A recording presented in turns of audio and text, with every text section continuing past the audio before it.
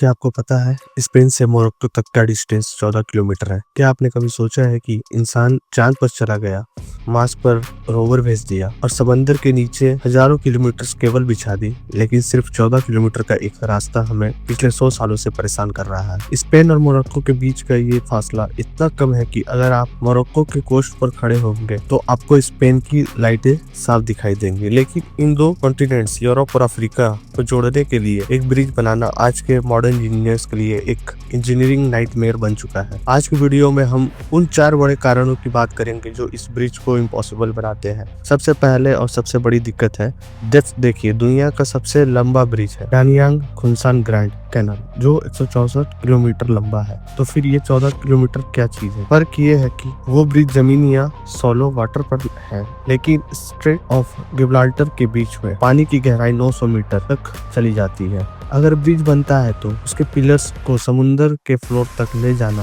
होगा। 900 मीटर का मतलब है कि एक एक पिलर 3 आईफिल टावर को एक के ऊपर एक रखने जितना ऊंचा होगा।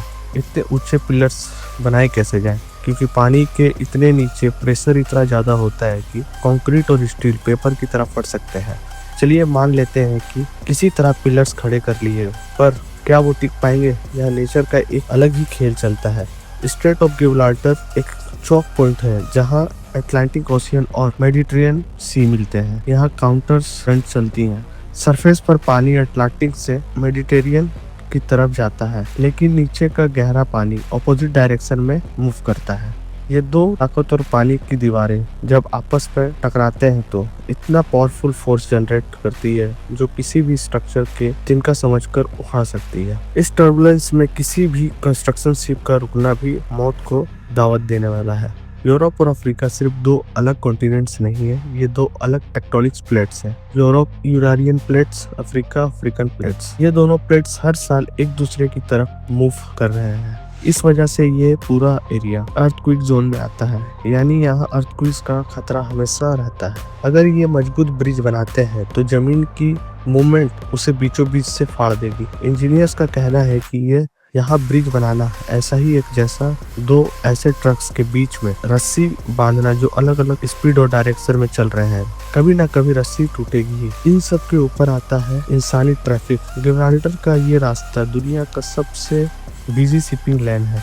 रोजाना सैकड़ों जाइंट कार्गो शिप और ऑयल टैंकर्स यहाँ से गुजरते हैं। अगर ब्रिज बनता है तो उसके पिलर्स के बीच का गैप इतना बड़ा होना चाहिए कि दुनिया के सबसे बड़े शिप्स बिना टकराए निकल सके। इतना बड़ा बिना सपोर्ट का गैप हैंडल करना आज की टेक्नोलॉजी में सेफ्टी रिस्क है। एक छोटी सी चूक और पूरा ब्रिज क्रैश हो सकता है। तो क्या ये रास्ता कभी नहीं जुड़ेगा? उम्मीद अभी तक बाकी है। अब ब्रिज का आइडिया ड्रॉप करके इंजीनियर्स गिब्राल्टर फिक्स्ड लिंक यानी एक अंडर वाटर टनल पर काम कर रहे हैं। इस टनल की गहराई इतनी होगी कि ऊपर से शिप से कोई फर्क नहीं पड़ेगा। स्पेन और मोरक्को की गवर्नमेंट ने हाल में इसे प्रोजेक्ट को ग्रीन सिग्नल दिया है। अगर सब सही रहा तो शायद 2030 से 2035 तक ट्रेन में बैठ के 30 मिनट में यूरोप से अफ्रीका पहुंच जाएंगे। अगर आपको क्या लगता है, क्या इंसान नेचर की इस दीवार को तोड़ पाएंगे? वीडियो अच्छी लगी तो चैनल को सब्सक्राइब जरूर करना।